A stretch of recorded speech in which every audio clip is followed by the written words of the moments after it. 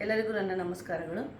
ಭಾವಯಾನ ಪ್ರತಿಷ್ಠಾನದಿಂದ ಬಸವನಮನ ಕಾರ್ಯಕ್ರಮದಲ್ಲಿ ಬಸವಣ್ಣನವರ ಜಯಂತಿಯ ಪ್ರಯುಕ್ತ ವಚನವನ್ನು ಹಾಡುತ್ತಿದ್ದೇನೆ. ನನ್ನ ಹೆಸರು ಲೀಲಾ ಗುರುರಾಜ್, ತುಮಕೂರಿನಿಂದ.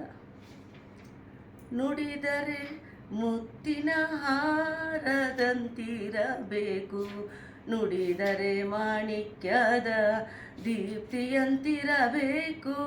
ನುಡಿದರೆ ಮುತ್ತಿನ ಹಾರದಂತಿರಬೇಕು, ನುಡಿದರೆ ಮಾಣಿಕ್ಯದ ದೀಪ್ತಿಯಂತಿರಬೇಕು.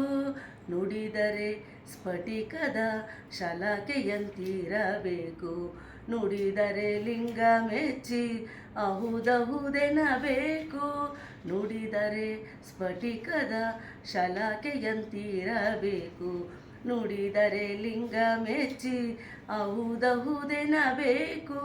ನುಡಿಯೊಳಗಾಗಿ ನಡೆಯದಿದ್ದರೆ, ನುಡಿಯೊಳಗಾಗಿ ನಡೆಯದಿದ್ದರೆ ಕೂಡಲ ಸಂಗಮ ದೇವನೆಂತೊಲಿವನಯ್ಯ.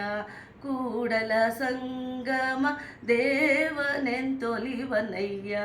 ನುಡಿದರೆ ಮುತ್ತಿನ ಹಾರದಂತಿರಬೇಕು, ನುಡಿದರೆ ಮಾಣಿಕ್ಯದ ದೀಪ್ತಿಯಂತಿರಬೇಕು.